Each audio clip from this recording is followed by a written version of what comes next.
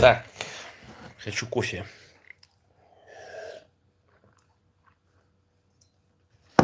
Сейчас, подождите, кофейку налью.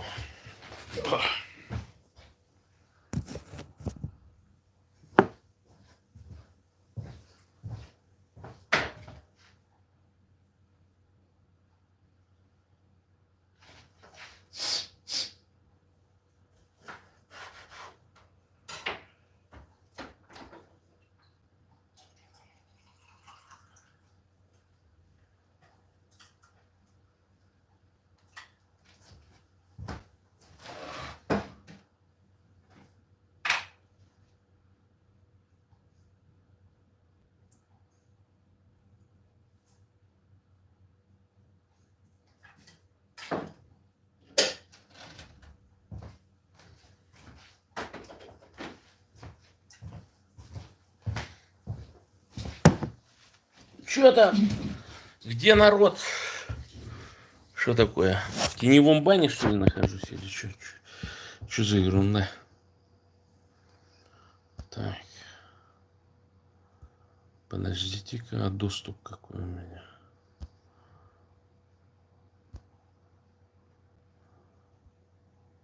Так. Меня видит вообще, нет? Люди, люди, люди! Надо кричать. Я заметил, что кто громко говорит или кричит в микрофон, кричит в этот. Нет, трансляция. Вот, пожалуйста, идет. Я вижу себя. Так.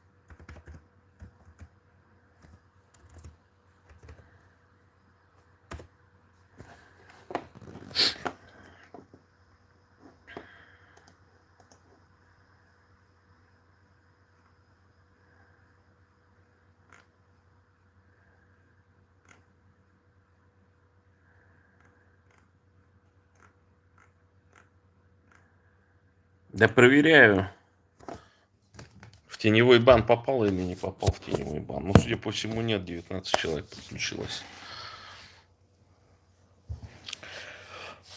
Ну, сегодня, наверное, вопрос-ответ. Что-то я обленился. Ой.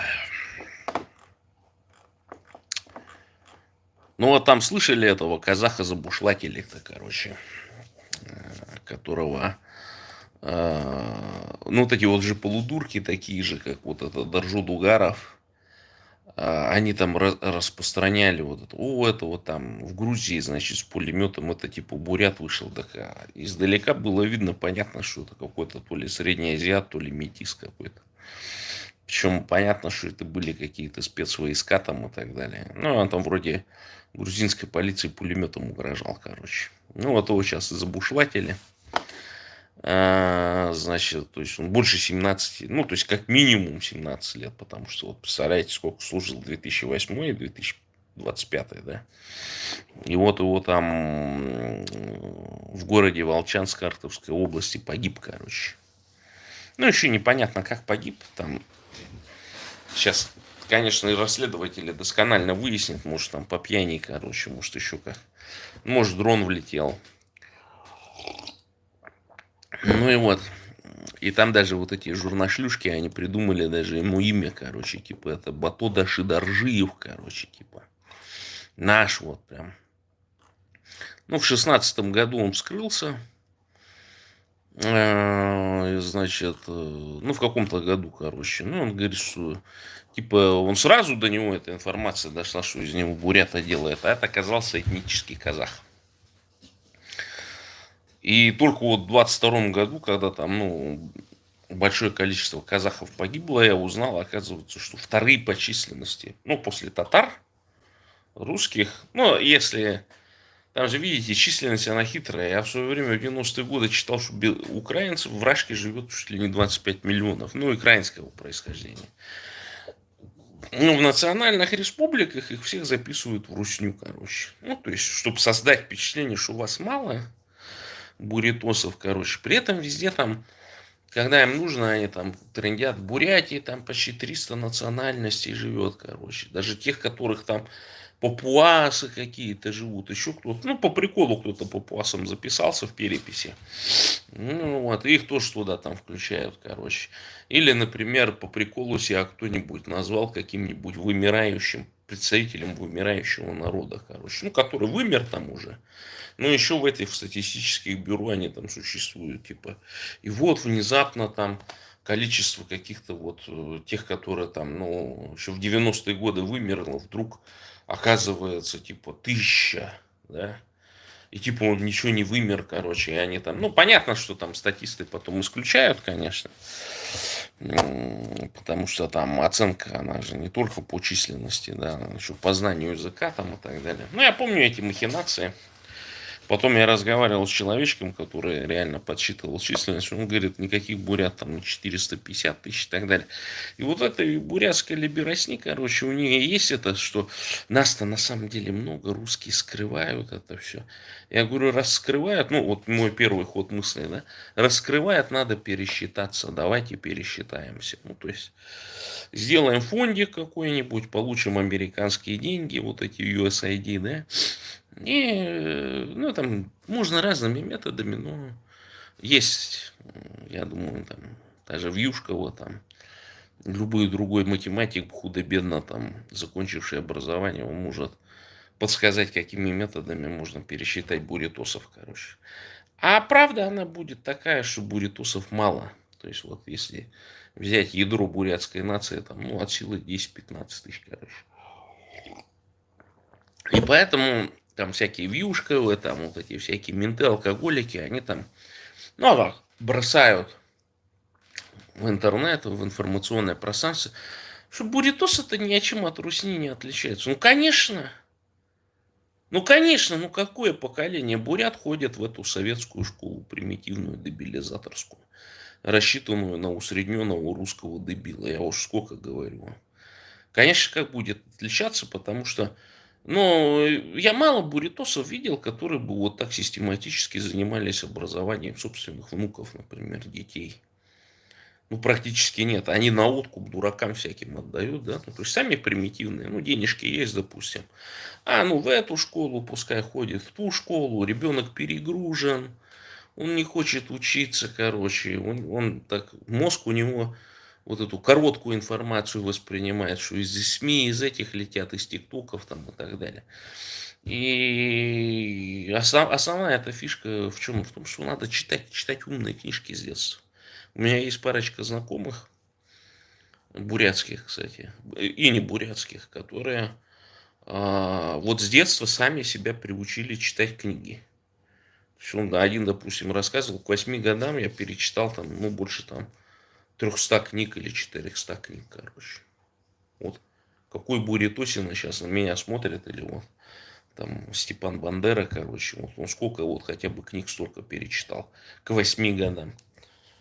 К своим там, ему было тогда 18 лет, короче, он больше 1000 книг перечитал, короче. То есть для него, причем у него скорость чтения очень высокая за счет этого сформировалась. То есть он вот берет книгу, вот так, вжик, пролистывает, ну, глаз, чик, чик. То есть быстро научился читать.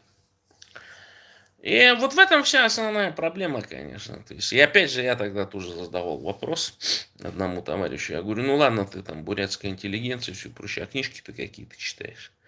Ты же даже, говорю, не читаешь книжки оригинали. Там вот этих философов и так далее. Ты читаешь русский советский перевод. Там может быть все подправлено. Потому что, ну, там есть, конечно, соблюдение определенных правил перевода и так далее, но если сравнить даже просто художественную литературу, перевод, допустим, 30-е годы, 20-30-е, и послевоенные, после Второй мировой войны, то это совершенно два абсолютно разных текста будут. Поэтому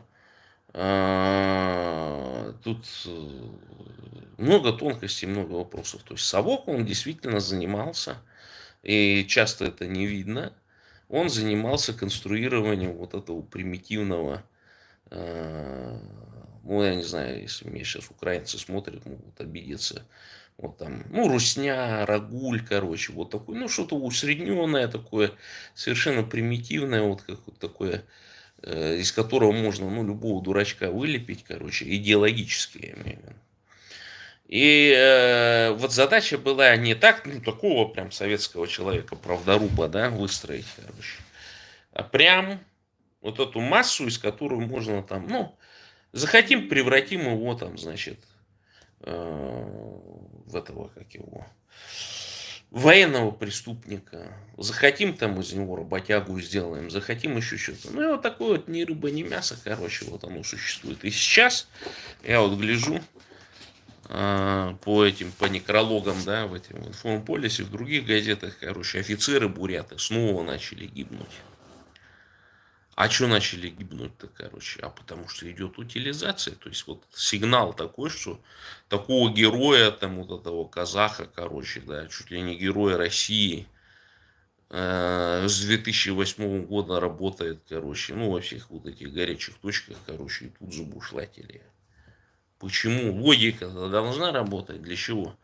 То есть русня не хочет, чтобы вот эти вот все боевые буряты, которые там, ну, ответим честно, научились убивать украинцев, короче, чтобы они вернулись туда, в Бурятию.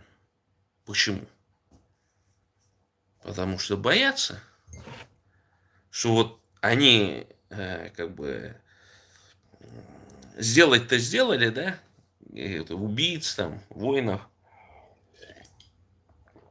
но теперь за свои шкуры стали бояться. А вдруг этот, который уже, ну, для него человека убить, чтобы поссать, да, что ребенка ограбить, как говорится, да. А вдруг он начнет думать, а почему я бедно живу? А почему у нас бурят мало? А кто в этом виноват, короче? Понимаете, да? Ну вот читаем прям несколько уже офицеров, короче, бушлатит, короче. То есть задача у русского офицерия сейчас четкая стоит. Всех нацменов, которые более-менее там, значит, и тактики научились, и там в рукопашных там ножами резали там и все прочие, гранаты кидали там, вертки и хлестки и так далее, короче, там не один раз лесопосадки брали, да. У них задача их утилизировать по максимуму. И я еще не сомневаюсь, что это русское офицерье зарабатывает на этом, продает там сейчас, ну вот сейчас там чик-чик, там, в чат-бот какой-нибудь написал, там ему ВСУшники крипту перевели, короче, там типа тогда там-то наступление будет, короче. Будут там одни бурятосы, калмыки, казахи, короче, типа смело на убой. Ну и все, и группа приходит, их там артиллерия всем, чем возможно, накрывает. Конечно, ты какой-нибудь, какой-никакой ТРМ был, короче, ну осколок, да, от снаряда, короче, 120, 152 миллиметрового, ну он все равно сильнее тебя будет, короче. И все, и, естественно, бушлатят, короче. Почему? Ну вот это свидетельство того, что русня готовится к миру. И всех тех специалистов, которые там, ну, могли бы руководить там крупными боевыми подразделениями, всех уже, короче, утилизируют. То есть кто-то попроще, подебильнее, вот это, с алкозависимостью, с наркотической зависимостью, он никакого страха не представляет. Ну, он вернется, там, сопьется, там, где-нибудь в стайке повесится. Таких сколько было после Чечни. Бурятосов, короче, которые там, ну, не смогли найти себя в мирной жизни, там. В общем, иногда их односельчане там убивали. Ну, потому что уже, ну, представляете, с таким невозможно, короче. Вот у нас один алкоголик есть, он вроде тоже там в Чечне воевал, что-то все хвалился там. Ну, передо мной, там, перед другими, кто не служил, короче. Все это вот сейчас поясничает в Соединенных Штатах, короче. Что-то все звонил мне 2 дня, и потом спецслужба бурятских националистов выяснила, где он находится, короче. Ну, по связям пощипали там. Программку забросили, короче, к этому толстожопому этому, как его наперстнику, короче. Ну, тот дурак по ссылкам всяким проходит, короче. Вжик, точка вылезла, короче. Я публикую адрес. И вот что-то он перестал звонить мне. Я говорю, ты подтверди, ты там или не там. Я говорю, мне в миграционную службу буду звонить. Что там? Что у меня какой-то бот какой-то. Ну, Степан Бандера это явно русский бот. Сейчас мы его исключим. Ну, это который под этого работает, как его, под украинца, короче. Но, потому что зачем украинскому боту, короче, себя называть Степан Бандера и, значит, на канале бурятского националиста, короче, всякую чушь писать, короче. Это русский бот, это 100%. Медиагма пишет, короче. Ну, из достоверных источников известно, что он, значит, был судим по, значит, превышению должностных полномочий, короче. Ну, то есть, они, видите, короче, он типа избил заключенного в Сахалине. И тот, ну, умер, короче. Может быть, он умер от другого, но избиение спровоцировало смерть, короче. То есть, в нормальном мире, да, ну, который вот, значит, для обыкновенного человека это означает там обвинение в убийстве, короче. 111-я, там какая-нибудь 114-я, 118-я статья, да. А тому типа превышение служебных полномочий, короче. Ну, вы же мне пишете. И вот мне прислали целый лист, короче. Я говорю, подтверждение давай. Ну и тело куда-то исчезло, короче. Ну, то есть, я говорю, ну, там какой-нибудь документик, там приговор суда, там что-нибудь в этом роде, короче. Ну и все. Ну, то есть, такую компу сбросили. Но опять же, это видите по слухам. И тут на 100% нельзя. Ну, тот же вот, например, Хасуев. Я более чем уверен, он задержанных тоже убивал. На нем парочка тоже висит этих каких-нибудь вот таких мертвяков. Потому что, ну, это же менты, вы поймите, короче. Вы поймите, это менты. Это менты. Это мент вот этот БНД, короче. Мент этот Хасуев. Они одним миром помазаны. Я вот сейчас думал как раз отдельный эфир провести. Вот в пятницу будем проводить, короче. А может быть в среду, завтра потрендим, короче. Ну, если там получится, потому что может быть такая, ну, какая ситуация, что так, что-то у нас со светом, я извиняюсь, так сейчас. Да, вот так лучше. Так, сейчас. Блин, подставочку в другом рюкзачке, короче. Так, вот так лучше, да, наверное. Ромка вылез какой-то, боже мой. Ну, это вот эти боты, эти шизоидные, короче. Там что-то, там, короче, они типа и так, и сяк, и пятое, десятое. Ну, понятно, что сейчас мировой гегемон, короче, Трамп четко сказал Путину, короче, Вова, не борзей, мы тебя сильнее, короче, если что, удавим тебя. Вместе с Россиюшкой, короче. И сейчас, собственно, реформа USAID почему идет? Ну, Давайте начнем так. Ладно, я эту тему немножко вскрою. Я всем рекомендую читать Сергея Григорянца, короче. Сергея Григорянца. Так, ой, Ромка. Сейчас Ромочка. Он у нас улетит. Ромка, ты смотри, ты если сидишь где-нибудь здесь, в этом, как его, в Варшаве, в Польше, короче, мы тебя отсюда депортируем, короче. Ты напиши имя, фамилию, я добьюсь депортации тебя. В общем, вот эта система USAID, да, короче, ну, то есть, будем откровенны, это ЦРУ за ним стоит, да. И вот у Григорянца была интересная тема, там я читал несколько абзацев о том, что они, вот эти диссиденты, с удивлением обнаружили в 90-е годы, ну, вот конец вот этой перестройки, обилие, так скажем, людей, которые вот стали называть себя правозащитниками, вот эти взяли на знамена их лозунги, и причем это люди, ну, которые раньше не были замечены ни в какой правозащите. Вдруг вот для этих людишек вдруг права советского человека стали каким-то значительной вещью, короче. И понятно, что за годы, там, ну, 50, представляете, в 50-е, 60-е годы они собирались и обсуждали, когда никто об этом не говорил. И знать-то не знали обыкновенные людишки или там даже номенклатура, что есть такое понятие, что права человека, короче, да? Что что-то такое существует, короче. И вдруг там в конце 80-х годов это всей мрази наплодилось, короче, там и правозащитники, там и там активистами они там себя называли, и вдруг стало вот важно соблюдение прав, и чтобы на бутылку не сажать, да? Ну, как это у Скрипецкого есть, у Семена, короче, да, моего приятеля интернетного, короче, что встали на колени и просит барина, типа, короче, о снисходительности. Вот тут то же самое. И он там пишет о том, что многих начало радовать это, да, что вот, ну, типа, русский народ, советский народ проснулся, там, вот эти их лозунги, там, соблюдайте вашу конституцию, там, права человека, там, и все прочее, это все очень сильно важно стало, да. Ну, а вот Григорян писал, что, безусловно, это не могло не напоминать о том, что вот эти ГБшные мрази просто используют диссидентскую риторику для каких-то своих внутренних целей.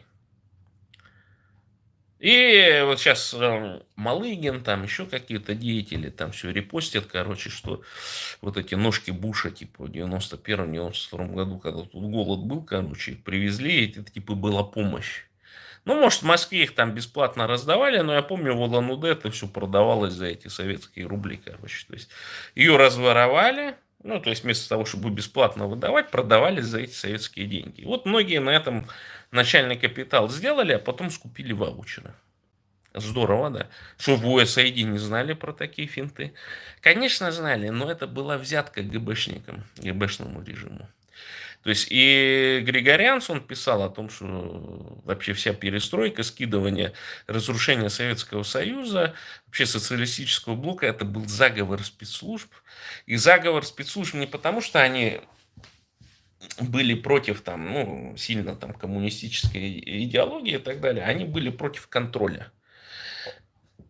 И уже к тому времени, к концу 80-х годов, у них были вот эти скрытые миллионеры, миллиардеры, были денежные мешки, с которых они доились. Вот это, помните, там была такая организация, как она называлась, это такое сокращение смешное. Типа борцы с расхитителями социалистической собственности. Напишите.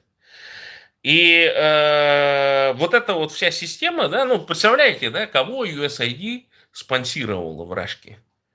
Феминизм, там всякие ЛГБТ, экология, вот эти правозащитники всякие, вот вместе с этой Алексеевой, которая там на старости лет, ну, у нее уже крыша-то съехала, короче, ну, ценный агент, Путин пришел даже к ней, ну, бабка помирает, Путин там, ну, представляешь, там, на себе столько денег привлекла, да, из этих, из американских фондов. Но они-то это скармливают людишкам как, что, ага, ну вот наши же тут сунули, там, да, этих подкармливают, там, американцы, типа. А что мешало Ельцину и Путину, ну, прекратить эту, то есть, пустить американских правозащитников, да? То есть, ну, ладно, вы нищая, бедная страна и так далее, но почему-то никто не задумывается среди ватников, почему мы американских правозащитников не видели ни разу в Рашке. Вот, ну, уж кто-кто бы и, с американским паспортом там приходил бы в суды, учил бы этих русских судей советских, короче, как правильно нужно судить, короче, да, что такое права человека и так далее. Я более чем уверен, что они гораздо эффективнее бы провели реконструкцию Советского Союза. Ну, но русня, вот это вот заговор спецслужбы, они договорились просто между собой с ЦРУшниками. А давай вот этот контроль уберем, этих скинем.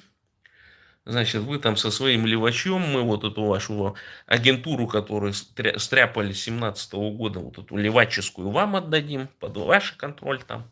Да, ну не будем друг другу нервы портить, да, как говорится, бизнеса не будем портить. А вы нам, ну, значит, будете денежки слать, и мы будем делать вид, как будто бы мы что-то строим, осваиваем эти деньги, да. Налогоплательщики американские будут думать, что, и Конгресс будет думать, что эти деньги идут на, значит, развитие демократии там, да, в России и так далее. Ну, вот до Бурятии же не добралась ни одного правозащитной организации.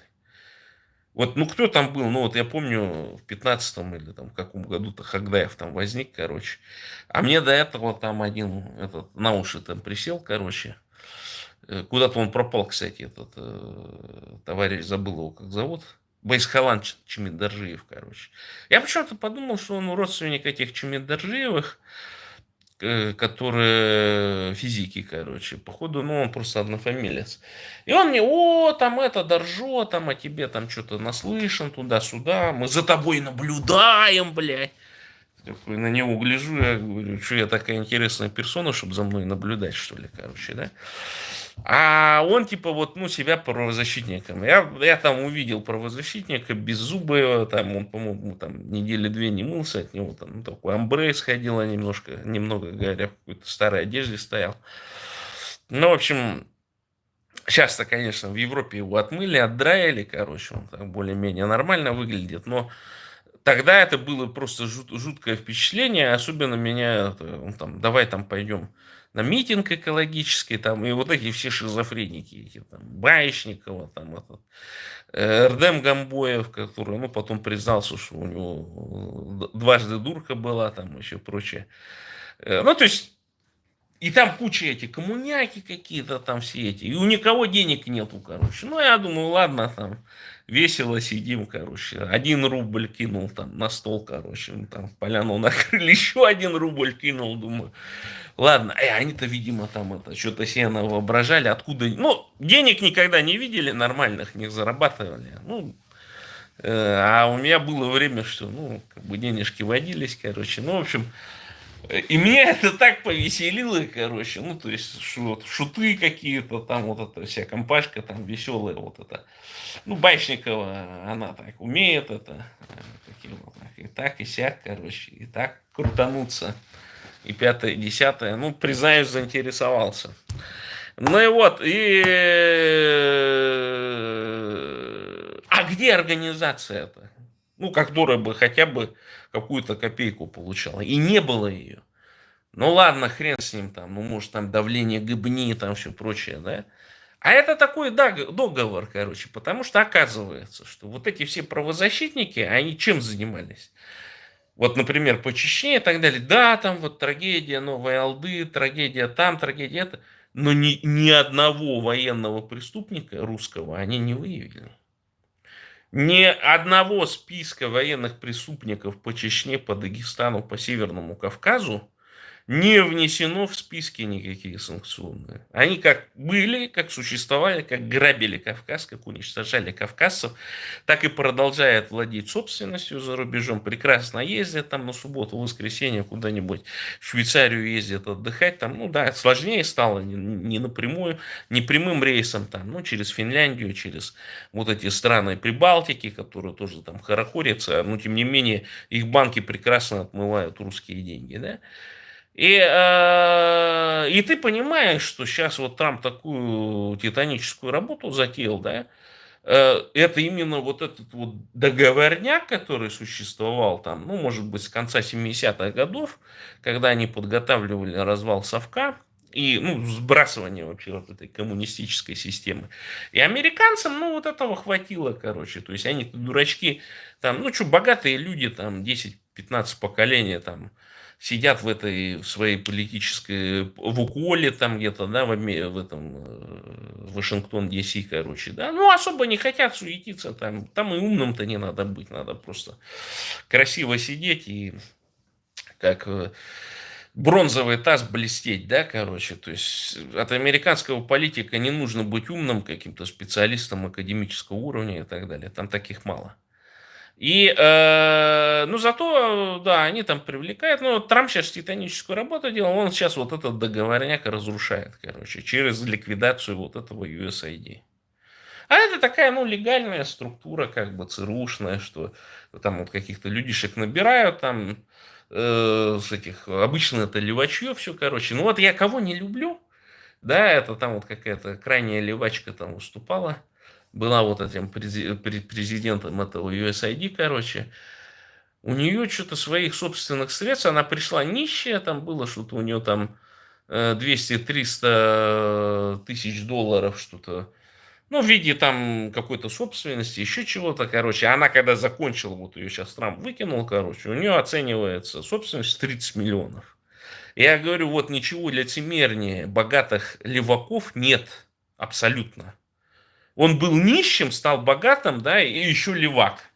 Но не может быть такого. Я понимаю, там он был богатым, да, и вдруг стал леваком, короче, как в 18-19 веках вот такие случались.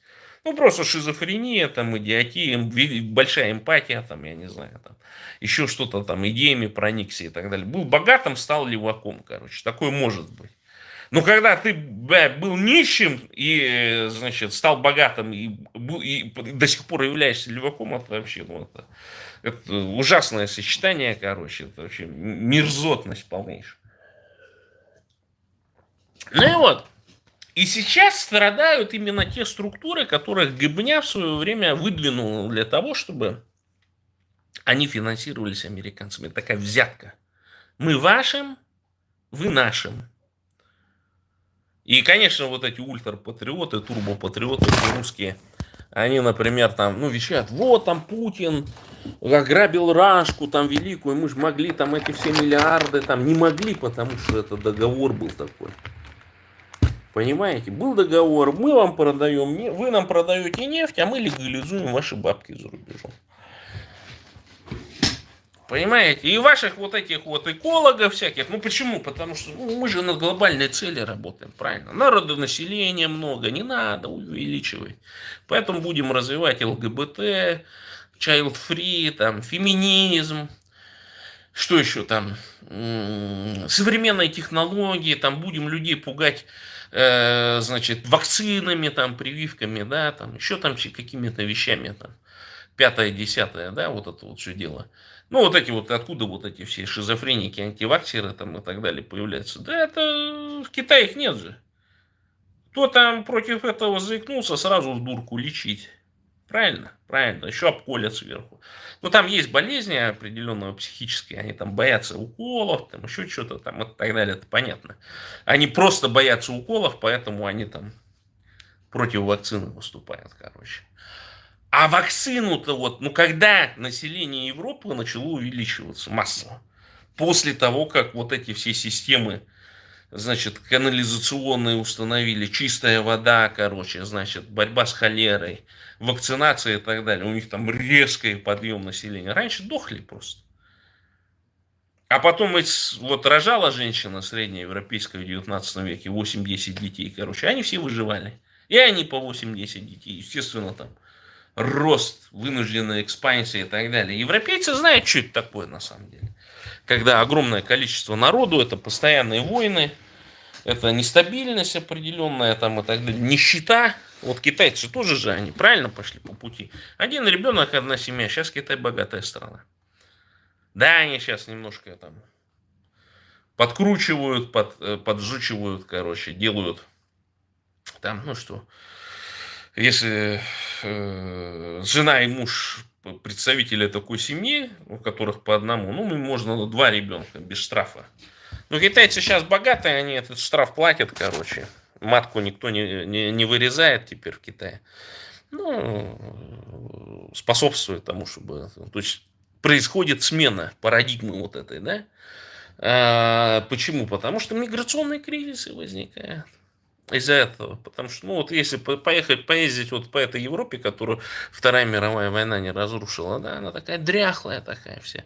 Вот эти каменные гранитные дома, там, которым по 300, по 400 лет, ну, я не знаю, вы хотели бы в таком доме жить? Я бы, например, вообще, в принципе, не хотел.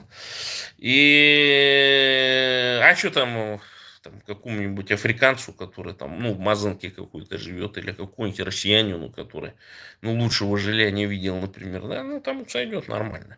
Это естественный процесс миграции.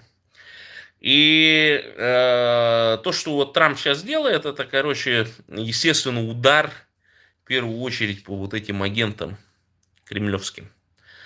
Поэтому закрытие USAID, там многие радуются. А радуются почему? Потому что так и происходит. Потому что, может быть, проснется наконец-то нормальная правозащита, которая скажет, что бурятам нужен язык, бурятам нужно собственное государство. Я вот за такую правозащиту, которая, ну, стоит на правильных позициях, на деколонизационных позициях и так далее. Поэтому я считаю, что это большая смена не просто в политике, но и в американских спецслужбах. Сейчас они ее прочистят от этих жуликов. Значит, вернут снова вот представителей, значит, американского истеблишмента туда на должности. Аутистов всяких вот по типу Илона Маска и так далее. Почему? Ну, потому что эта вся система начала напоминать уже такую мафиозную структуру. Вы нам дайте типа денег, короче, а мы их освоим. Вот они их и осваивают там на всякие презервативы, там еще на что-то. Ну, гоняют бабки просто по всему миру. То есть эти 60 миллиардов, они толком не работают. Да, там, конечно, какая-то помощь в каких-то нищих странах, там, так далее, там сейчас плачутся, вот там, типа каких-то там 10 африканцев не получили там какие-то инъекции от СПИДа, короче, там еще что-то в этом роде. Так на них просто препараты испытывали. Ну, хорошо, мне кажется. Зато, наконец-то, я думаю, буряты, мы, представители национально-освободительных движений, что-нибудь получим, короче. Будем шатать Рашку с полной силой. Вот тот же, например, Радио Свобода, да, сейчас Маск. Ну ладно, это у Андрюхи будем. У Андрюхи будем, завтра будем в эфире. Я буду завтра в эфире, и с Андрюхой будем как раз вот это полоскать, короче. Так.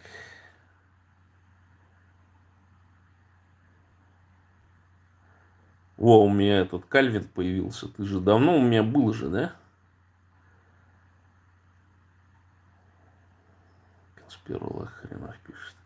Да все, прикрыли ваших всех этих шизоидов, как его, этих всех. Сейчас, короче, кончат эту хельсинскую группу никчемную. Ну, мемориал там люди вроде как это, более толковые, короче, ну, соответственно, ближе к этой гбухе. Ну, то есть они, например, мемориальцы не признают Трепова за политическую заключенную. Сейчас там, короче, меня добавили в одну группу, типа, будет акция там правозащитников, ну и мамок, у которых там детей, короче, путинский режим украл. Я говорю, ну вот Трепову нужно, там еще парочку террористов, которые... Ну, они какие политические, они же за деньги, им же хохлы деньги платили, короче, они же там сжигали-то эти, они какие политические, типа. Я говорю, так они с политическим режимом боролись. Ну, они же за денежки боролись, типа. Я такой думаю, а что эти ваши ФБКшники и все прочее, что они не за денежки, что ли, борются с путинским режимом? Что им там эти донаты просто так посылают, что ли, на ход ноги, типа там, ну, покупайте сумочки там, Гуччи, значит, и плащи Барбари, что ли? Они такие же за денежки. Ну, типа, да, они там против коррупции что-то борются, а этот, ну, просто тут разницы нет никакой. Ему донат скинули, короче, он пошел, сжег, потому что если бы он не политический был бы, он бы просто, ну, был инфо-цыганом, он бы ничего не сделал, короче, получил бы деньги и сказал, идите нахуй. И сидят там люди, нет, говорит, мы их не будем считать политзаключенными, что вы. Я говорю, ну позвольте, я тогда не буду участвовать в этих во всех мероприятиях, свои деньги тратить и ездить там в Берлин, короче, и просто для массы, чтобы Юлька Навальная там пришла гордая там и попросила у немцев денежек, короче, на свою деятельность, там, на бутерброды всякие, на все прочее, короче, или там Яшин там какой-нибудь очередной грантик получил бы, да? И мы же понимаем, почему вот эти вот персонажи, да, они, например, там везде там ездят, их там везде принимают. Это то же самое, это заговор спецслужб такой. Ну вот Путин их выпустил, официальных этих так называемых официальных оппозиционеров. И вот, ну, у них фишка такая, да, показывать, что вот, посмотрите, мы там, типа, мы поддерживаем оппозицию, там, давайте Яшина, там, поручкуемся с ним, ну, как бы, за ручки поддержимся и так далее. Вот он вроде как там в политической борьбе и все прочее, хотя, ну, понятно, что это же Путин его туда засадил, короче, в этот, э,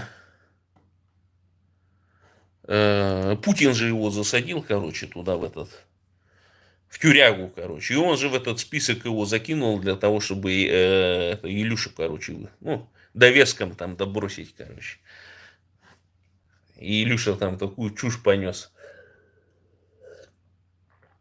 Ну, потому что, хоть они и делали вид, что у них доступ в интернет есть, короче, ну, они, видимо, не в теме были. То есть сидят там в уколе в этой своей, там, в твиттерах, там, в этих, короче, там особо-то новой информации не приходит, если ты там на одну и ту же тему там базаришь. Поэтому, ну, тут очевидно, что э, сейчас будет смена. Я надеюсь, что они создадут новую организацию при Трампе, которая будет конкретно бороться с диктаторскими режимами. Налом садить там, значит, ну и сделают так, что Путина эти, значит, силовики и госпожа, и господина, и генералы там просто свяжут, короче, Путина посадят в самолет и отправят в Гаагу, короче. Самый лучший вариант. Сейчас, конечно, там эта позиция как бы рассматривается, естественно. И Путин это дело все купирует, естественно, потому что, ну, того же Шойгу, например, убрали это не поэтому, а потому что, видимо, он подумал, что, а может быть, Путина-то, короче, связать и в Гаагу выслать, а не потому, что он там где-то что-то обкакался там или не сделал того, чего обещал, например, да, с Украиной. То есть тут логика такая, просто Путин защищает пространство. Сейчас вот уважаемый друг мой Эржан Тургумбай, короче, провел эфир и говорит, что вот типа Путин готовит свою там 39-летнюю, короче, дочь к царствованию. И сейчас тоже такие тренды появились, значит, там, ну, мифотворчество, что она там целый там батальон там или там целую дивизию оприходовала, короче, спасла, типа там еще какую-то чушь там закидывает. Сейчас там кадровый резерв, женщины, типа, ну, то есть надрот такой происходит. Там сейчас выскочит куча сейчас организаций всяких разных, вот эти вот все всякие там Зуихины, там мягкие силы, короче, там у нас еще такая Машка Ханхунова есть, там тоже что-то за какие-то бабские эти бегает, короче, да, ну, то есть, потому что бабы-то остались, там почти миллион мужиков сдохло, ну, там, правда, я гляжу, какие-то активисты канал сделали, сайт сделали, где там эти, ну, видимо, бот там лазит по интернету, короче, там, ну, и пополняет эту базу, короче. Ну, там такие рожи девиантные, то есть, вот по Ламброзу вообще 100%, короче. То есть, от того, что Рашка такой генофонд потеряла, короче, будет только плюс. И я не исключаю такого варианта, что Дочка его может, ну, как при договорнике определенном сказать: ну, папа, ну давай, ты же за Россию. Ну и умри за Россию, давай в Гаагу, короче. И дочка Путина может, короче, ну, батю посадить в эту, как его, в клетку и вывести в Гаагу. Это 100% такой вариант может быть.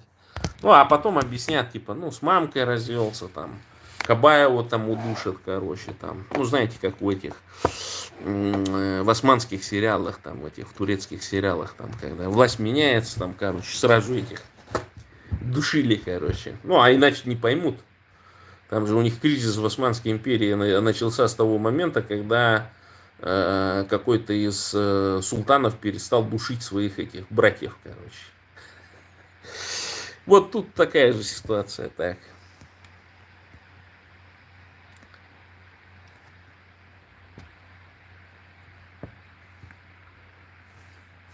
Так.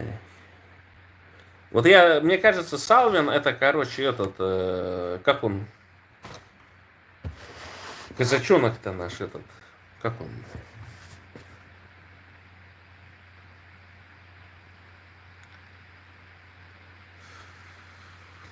Ну, этот, который чуть от инфаркта не помер. С этим бухгалтером.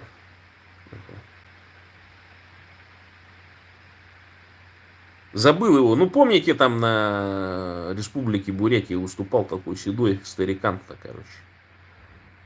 Забыл, как он называется.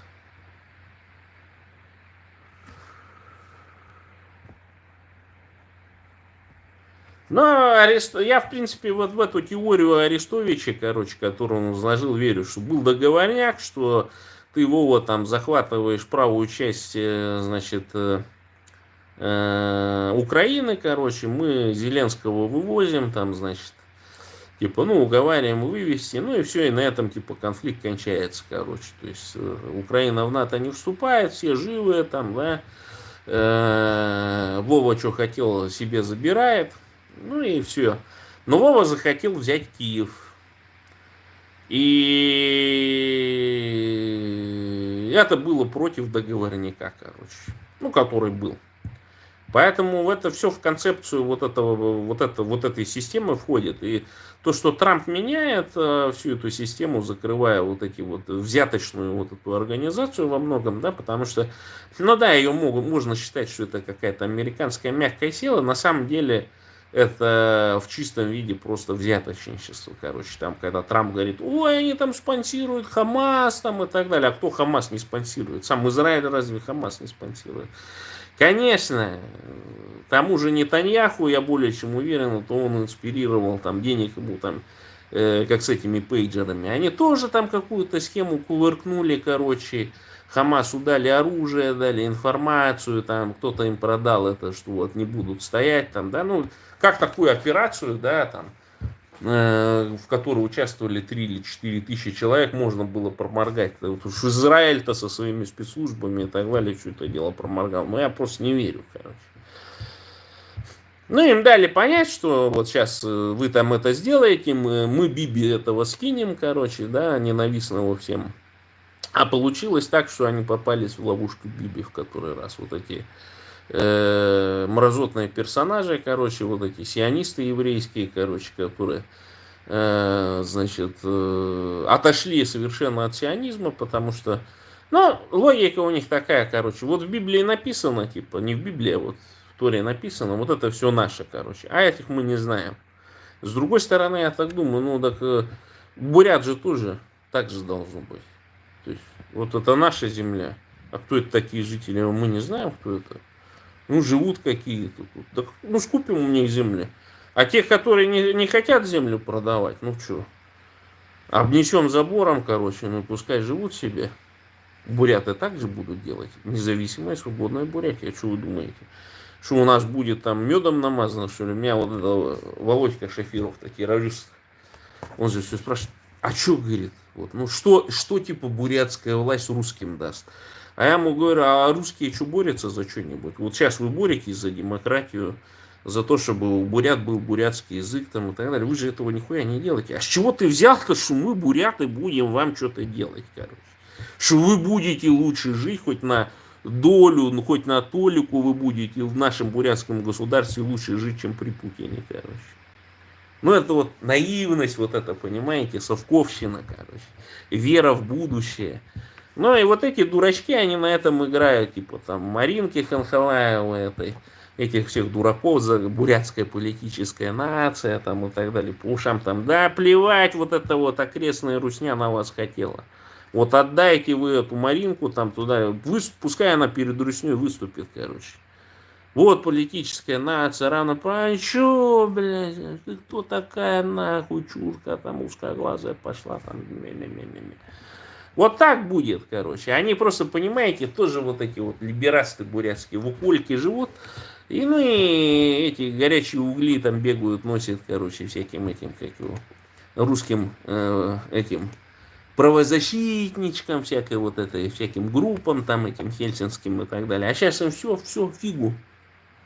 Фигу, все, американских денежек не будет, короче. Ну, а европейцы тоже жадные, что они? Они в этих договорниках поскольку постольку участвуют. Что там эта Германия может, короче, да? Ну, там, может, выделит, но у них там и своих леваков достаточно. Тоже денег хотят. Эти тоже рты, короче, там всякие мигранты и все прочее. Там у них есть куда денежки. Вот Америка, капиталистическая страна, вот она может себе позволить, конечно, деньгами бросаться. А вот эти вот европейские страны, они очень ужимистые, у них другая задача, у них там еще Румыния, Болгария, там вот это Прибалтика, реконструировать их надо, там огромные суммы просто туда уходят для того, чтобы, ну, хотя бы подтянуть до уровня европейских государств, короче.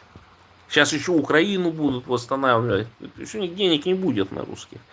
И эти все прекрасно понимают, что все, золотые времена-то прошли, но все эти ребятки уже пограбили, все эти фонды, короче, на развитие демократии в Бурятии, я более чем уверен сейчас. Вот, ну, просто надо Маску писать письма, сказать, что, дорогой уважаемый Маск, а проверьте, сколько USAID, вот там в отчетах этих всяких там и так далее, сколько денежек на развитие демократии в Бурятии. Я более чем уверен, миллионы долларов там закупано. Через русские вот эти фонды, которые там что-то даже отчитывали с какими-то отчетами, наверное, да, что там, не знаю, там тысяча бурятских бурят там, значит, получил образование, курсы повышения квалификации, там еще какую-нибудь чушь. Я помню прекрасно, в начале 90-х годов кого туда отправляли, короче, вот эти во всякие Гарварды там и так далее. Они сейчас все чиновники путинские. И абсолютно я вижу по ним, что ну учился, ну плюс, короче, то есть что-то дало. Ну как, ну что, ну мир повидал, короче, там.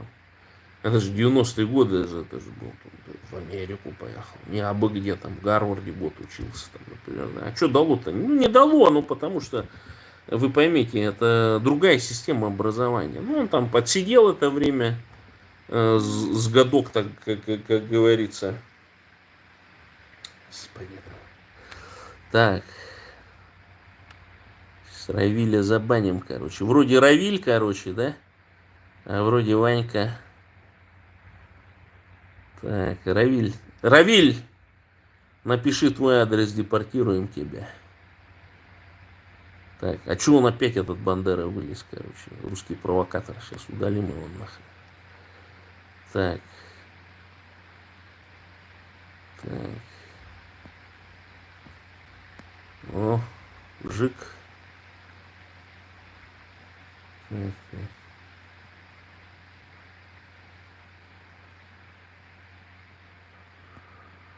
Лобыцын, точно, Лобыцын, боже мой. Еще жив, короче, не спился. Его там это Байшникова спасла с того света, короче, он в корону уже там влетел. И она там, короче, это, надо спасать меня, там звонит. Ну, она, короче, накрученная. И она там чуть ли не каждые 10 минут звонила, короче, как там Сережа Лобыцын, там это, Сережа Лобыцыну требуется, там это, короче. Всех там достала, и у них, видимо, там, ну, телефонное право, знаете, такая тема, короче. Сложилось впечатление, что Сережка Лобыцын очень важный персонаж, короче. А Жубачникова, я знаю, она умеет разными голосами говорить, короче, там. И прикинется, что она с министерства звонит, там, прикинется, там, что с администрации президента, короче, там, и так далее. Ну, такая баба. Ну, вот это вот.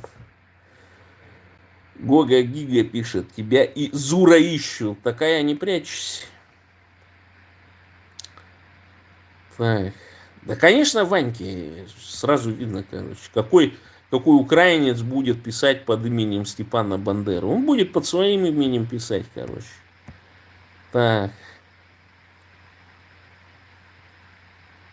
так, что там, кого Сибирь, кого что долбят-то? Сейчас туда придем, короче, понял, на Абрамсах, короче. Ничего не будет. Так, так, сейчас. Надо мне по-польски.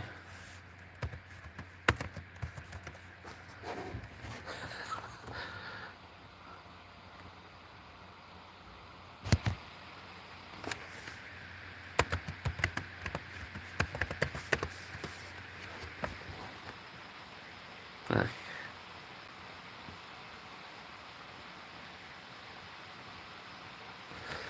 Ну, поэтому вот ждем с надеждой на будущее, короче, о том, что,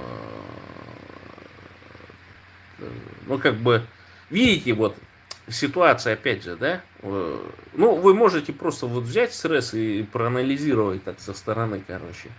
Вот, казалось бы, столько активистов. И я сейчас смотрю, все что-то вдруг... ну, я у всех в бане был, и, значит, что-то какое-то, раз смотрю, там, это, ну, дурочка это вылезла, короче, это ненормальная, это, бездельница-то.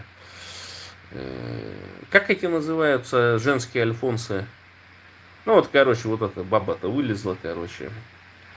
И давай мне там что-то это накидывать, короче. Ну, пишет там пост полный дебилизма, короче. Я ей пишу, я говорю, ну, ты просто глупая, короче. Ну, ты просто глупая, примитивная. То есть, еще тем более она языками занимается. Ну, боже мой, ну, даже вот 15 лет, даже 20 лет назад, даже 25 лет назад уже был интернет. Но тогда еще люди, я помню, там ходили в библиотеки, сидели и так далее. Там можно было по русскому языку, ну, там, я не знаю, там, 1000 трудов прочитать, да? Где там различались говоры, диалекты, там различные эти, короче, ну, специалист в языках не может понять, отличить говор от диалекта, например, да, чем отличается.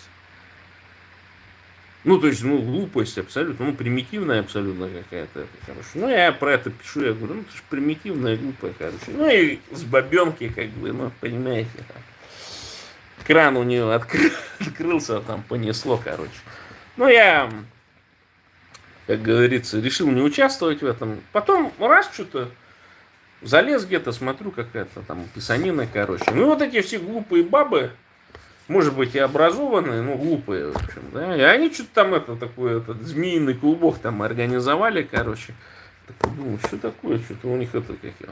А потом, понимаю, я начал искать связи, короче, а они же ничего предложить-то не могут, потому что они ж тупые, короче. Идеология-то никакой не создается. Потому что идеология это формирует мужчины. Ну, расскажите мне, какую идеологию в мире создала женщина, кроме кроме бабарабства там или еще чего-то, короче, да? Ну, может быть, единицы. Я это уверен, если мы ее сейчас могилы этих женщин вскроем, короче, возьмем на, значит, анализ по этому, как его, по кариотипу, короче, это окажется мужик. Ну, просто бывает такое, да, всякие заболевания там и так далее. Ну, то есть мозг-то мужской, короче, а тело женское. И нету такого. Ну, то есть это что-то примитивное, что-то это вот ученые тоже же исследуют, что большей частью женщины они не эволюционировали. То есть она какая вот эта дура с кровоточащим местом была, короче, 100 тысяч лет назад, вот такой же и осталась, короче, абсолютно.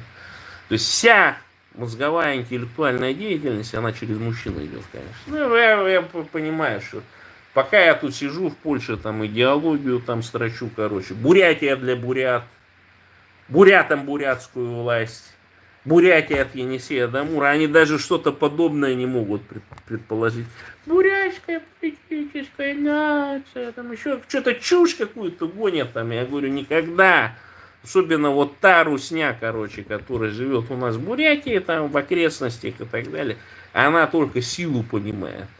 Пока туда не зайдут 1000 бухих вооруженных боиндушек, короче, да, в Бурятию и начнут там операцию шок и трепет, короче, да, ну ничего не будет.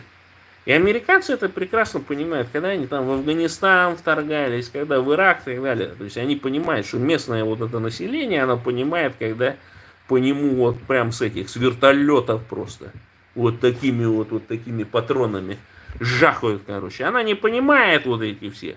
Демократия, вот это говорильня и так далее. Это так для интернета хорошо. И надеюсь, что такой вариант будет скоро реализован.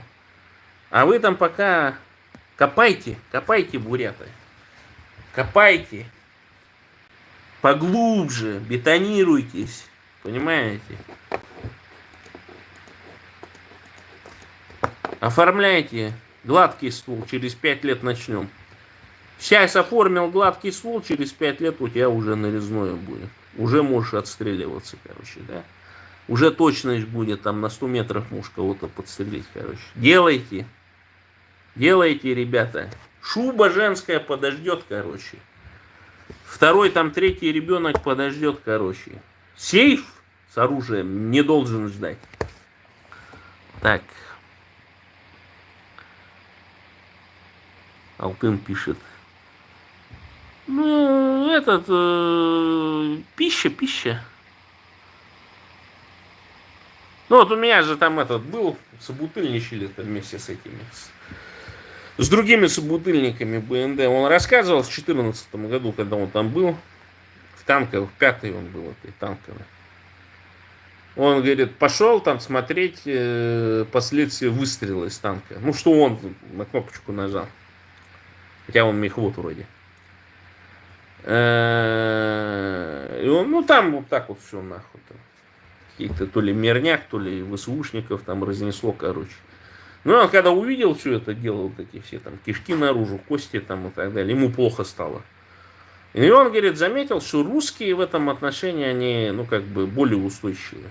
То есть более злые, более жестокие. Поэтому нам предстоит титаническая на самом деле борьба за идеологию. Я понимаю, что вот эти глупые бабы, которые залезли, их сейчас вот этот статус пугает, вот этот террористический, короче, в 172 этих. Ну, тем более половину этих баб-то на форум, ну не половину, там 100%. Ну, почему половина? Потому что сейчас Балтатарова не участвует в этом. Ну, вот она добрую половину занимает, короче. Но всех их я рекомендовал туда, короче. То есть, в принципе, если бы я там список этот не составил, кого бы представители, значит, ну, обращались ко мне люди с форума свободных народов пост России. Ну, я им там всем расписал. Даже где-то это, наверное, сохранилось. Ну, в общем, и вот со второго форума, да, который в Праге, вот эти вот все персонажи так или иначе там присутствуют, короче. Ну и всем там, короче, в равной великой степени со мной дали террористический статус, короче. И они, конечно, на попку присели, сейчас вот что-то где-то затаились. Комитет независимости Бурятии как не собирал на дроны для ВСУ, как не собирал. Ну ладно, ну, может, страшно там на дроны собирать в США, или, может, не дадут. Да, или, может, дадут, но не поймут, что это на дроны ВСУ, да, там, потому что были же персонажи, прям в США собирали на дроны нашим мальчикам, там, в Улан-Удэ. Вот таких выявите, это БНД там что грозил, что о, там это, а никого же не выявил. Ну, потому что воздухан, короче. И вот почему нашим правым бурятам нужна своя организация в Соединенных Штатах Америки. Приветствую также попытку открытия правозащитного фонда в Корее.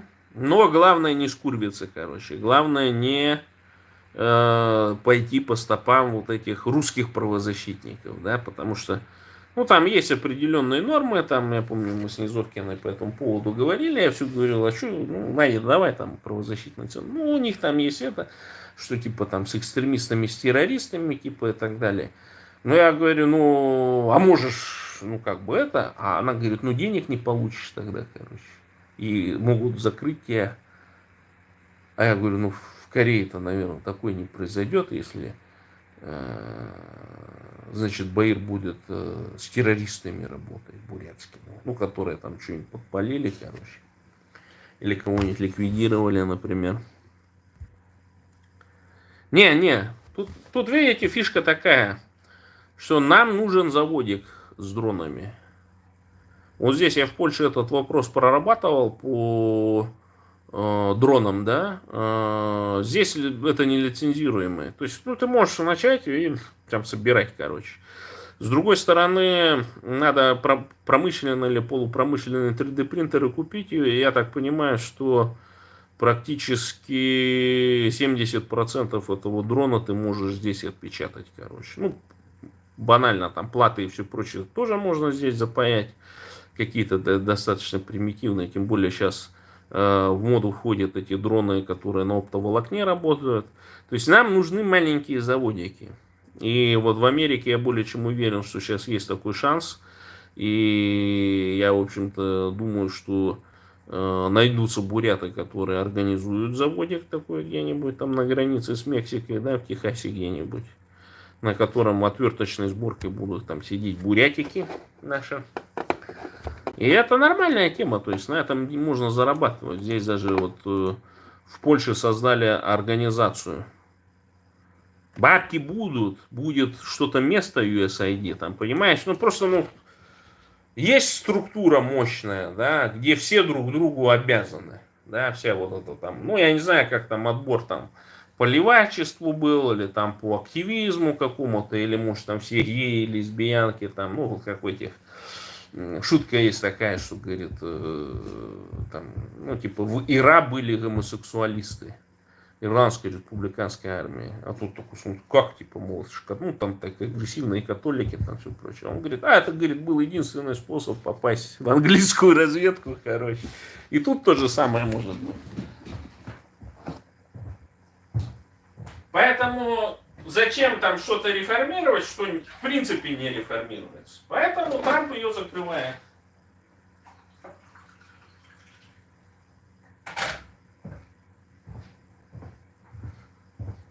Но это не значит абсолютно, что денег не будет. Деньги будут. Сейчас я вернусь.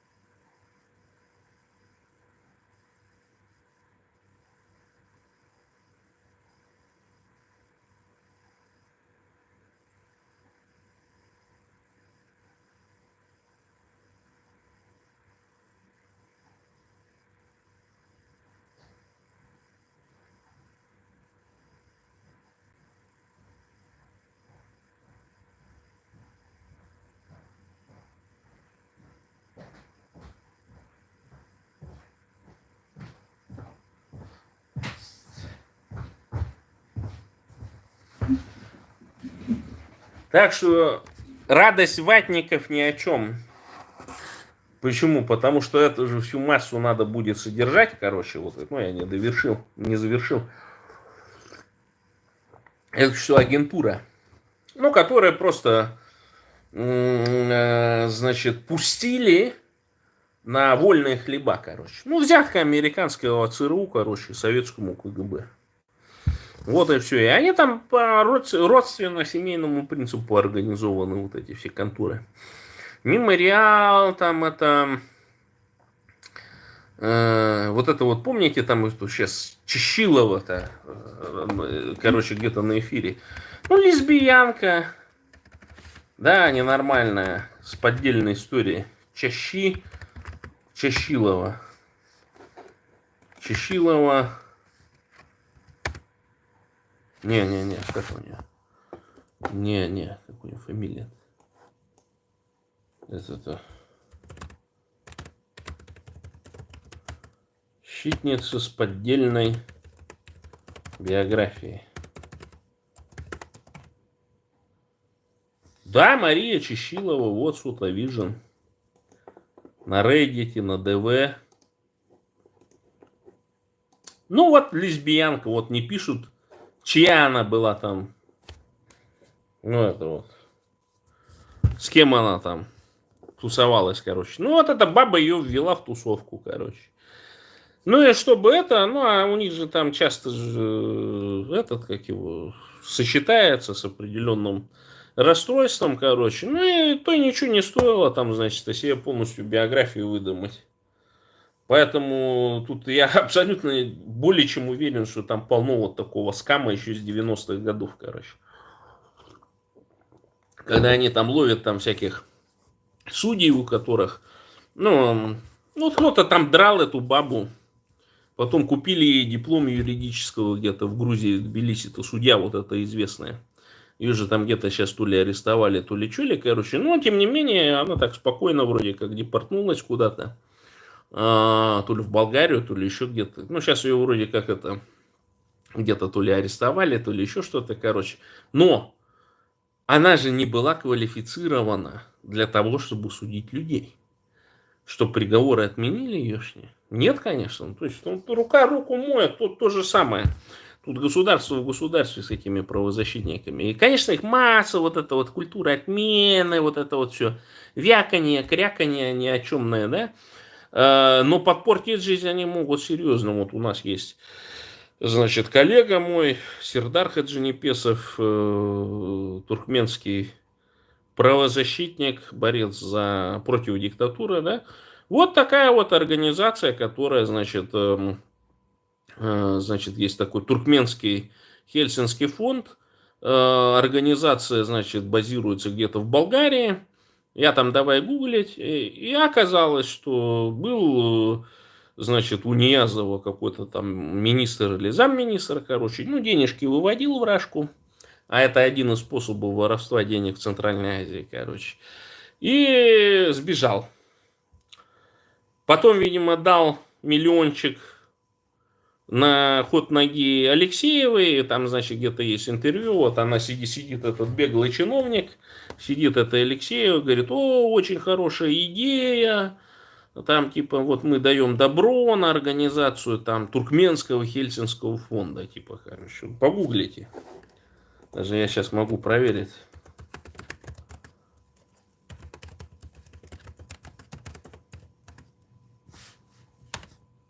Да. Где-то старая статья, вот вбейте Алексеева, туркменский Хельсинский фонд, где-то должна вот вылезти. Где-то вылезти должна статья, и там даже, по-моему, видео есть, где там это бабка Алексеева там по этому поводу говорит. Я говорю, ну а как это такое возможно? Значит, этот товарищ был еще там в советского времени каким-нибудь ГБшным товарищем, короче. Ему позволили эти деньги вывести. А чтобы не депортировать его, короче, ну, в Туркменистан, потому что у них там соглашение такое же, как, кстати, соглашение с Монголией о выдаче военных преступников, короче. И тут оказалось, в Польше есть такое же соглашение между Польшей и Вьетнамом. И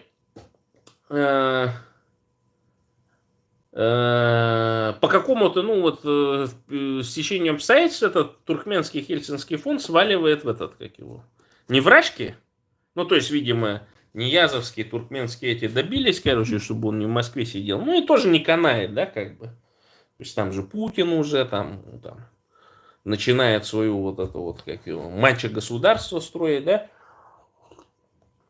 типа не по-пацански, мы же у этих... Туркменский газ воруем, а тут этот сидит, короче. А давай-ка его в Болгарию. Ну и болгарам сплавили. И этот фонд, он что делает? Он берет, пишет Тот обращается к ним, значит, за помощью, тот пишет, этот говорит, там такой-сякой, торговец оружием, там что-то. Они там насочиняли, короче, и в итоге сейчас бедная Сердар не может получить здесь убежище, короче. Понимаете? Вот они, правозащитники. То есть вот это вот мразь. И осложнили жизнь, короче, одним письмом.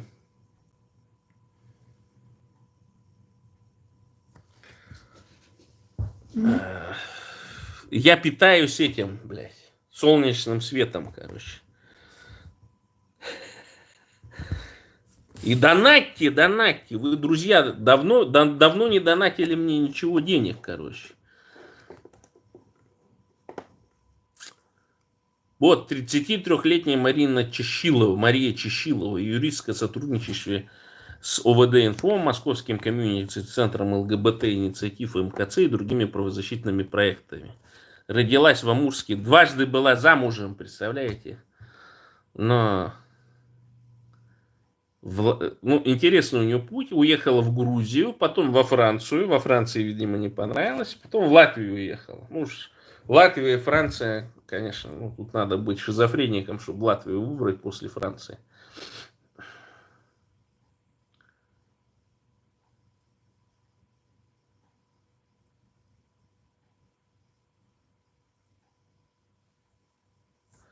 Ну, и она там занималась вот этой фабрикацией, значит, всяких этих вот. Я в одно время вдруг обнаружил, что был какой-то такой тренд на традиционные семьи, короче. То есть вдруг вот эта вся пидор-комьюнити, это все русское, короче, начало вдруг обрушиваться там на традиционные семьи. Вдруг обнаружили, что в Дагестане клитор там срезают, там еще что-то, короче, какие-то эти, какие-то жуткие вещи, короче.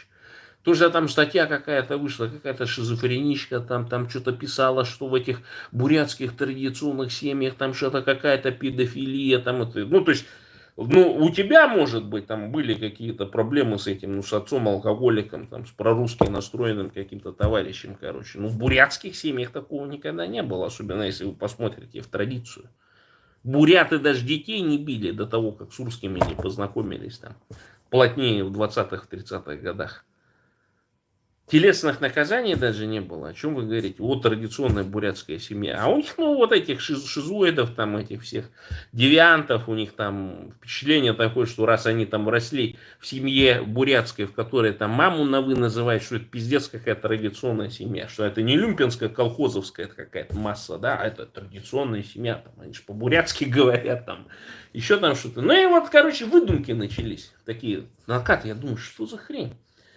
А для чего? А это входит вот эту канву ГБшную, вот эту правозащитную ГБшную канву, потому что они все эти отчеты посылают на Запад, и там сидит такая же дура абсолютно, тупая абсолютно, глупая, необразованная, значит, из хуевенькой там какой-нибудь семейки пролетариев там и так далее. Она плевать там даже знать не знает, что какие-то народы там живут, там что-то клиторы режут, там пидоров там убивают, еще там что-то в этом роде, да? И они свою вот эту политику строят на основании вот этих вот отчетов, короче, которые вот эта Чащилова строчила, хреначила, короче. Понимаете? Ну, просто шизофрения, это ненормально. То есть она тут врала, там врала. Где вариант, что она еще где-то не соврала?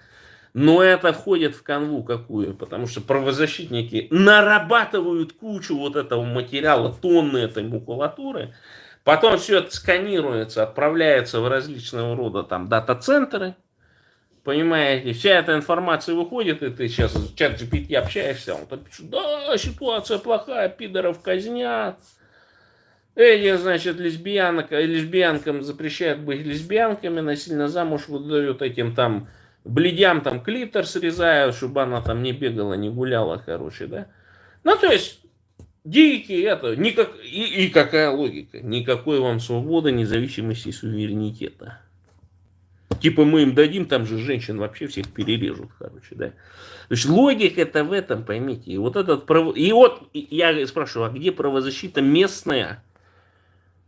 У чеченцев есть правозащитные фонды, значит. Дагестанцы тоже с некоторыми правозащитниками начал общаться. А у нас кто правозащитник от буря? Менхасоев. Понимаете, тоже говница. Он сколько тут этих подметных писем во все организации написал. Я однажды пошел на этот, я же анонсировал, что я пойду на этот, на шахматный турнир, короче. И там какая-то, блядь, охрана за мной. Это. Я говорю, ты хули, говорю, за мной ходишь, короче. Нам поступило сообщение, что ты, говорит, русский агент, блядь. Я такой гляжу на него, я говорю, ты что, блядь, ебанулся, что ли, или что?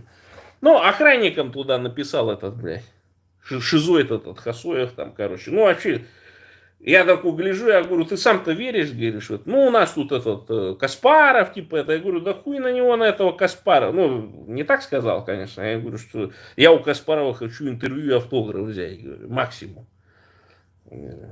Проверяй, говорю. Ну, смешно, ну, до смешного доходит, вы понимаете, вот эта глиста ментовская, короче. Гадит, гадит, гадит, пакостит, пакостит, пакостит. А потом, когда я его случайно встретил на этом, как его начал, ну, делать вид, что снимаю, вот там факи начал показывать, короче. Ну, все уже там, это, деменция. Не алкогольная только, ну, такая настоящая, короче. В общем, вот такая вот у нас правозащита, вы понимаете. И то, что Баир Бурят там собирается делать, это важный плюс, потому что деньги будут, я обещаю. Это 100% будет, главное их искать. Как Андрей Салмани сказал, долбитесь в двери и вам откроют.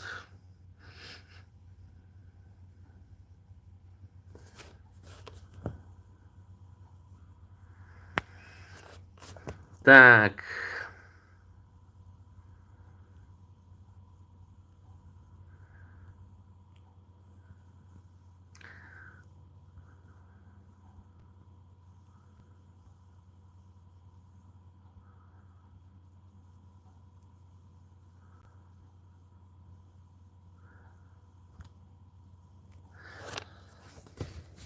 Ладно, что-то я с вами заболтался уже. Не люблю я эти длительные стримы, короче. Не хватает у меня этих, как его, навыков этого. Как оно? Ну, что у Баирова-то есть?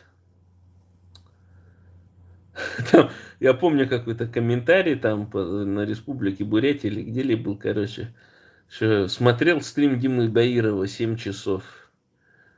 Не помню, о чем была речь, но было захватывающе, короче. Ну, нет у меня таких этих возможностей. Я теперь понимаю, почему тот же, например, Фидель Кастро там мог на 7 часов, на 8 часов, короче, за это вот. Какого Хрущева? Так, а кто у меня там эти... Ренчин, ты здесь, что ли, тоже? Так, а где модераторы мои? Ну, у Хрущева сын, он же застрелился в Америке. А застрелился почему? Потому что у него диагностировали деменцию. И, ну да, ну, он как профессор, как доктор наук, конечно, понимал, во что он превратится, и поэтому, ну, ушел по собственному желанию, так скажем, да. В этом отношении Хрущев это, по-моему, ну, на самом деле единственный советский лидер, который, ну, адекватно воспринимал ситуацию, адекватно понимал положение Советского Союза и, безусловно, то, что его сбросили, это был заговор номенклатуры в чистом виде, потому что номенклатура не хотела лишаться перспектив, своих прерогатив, своего, того, что она добилась со сталинских времен. Ну и потом в итоге номенклатура, она и проела весь совок, короче, довела до того, что там в основном в управлении остались одни старики, геронтократия получилась, короче. И, конечно, когда тебе какой-нибудь там старикашка, там уже от которого мочой воняет, говорит о том, что ты должен вот так впахивать там за краюху хлеба там, и так далее, конечно, ну, извините меня, совок распался, и никто из этих вот местного населения, там, вы видели там в 91 году, когда после Беловежских этих, что был митинг какой-нибудь за советскую власть? Да не было его. Может, реколеки выбежали, и то испугались при виде полиции. Так что и тут тоже будет самое. Когда мы Рашку развалим в директивном порядке, то так и будет, короче. И будет Бурятия для бурят, и будет бурятам бурятская власть, и будет Бурятия от Енисея до Амура. Только так и не иначе. Благодарю за внимание. Всем пока. Донат, репост, лайк приветствуется.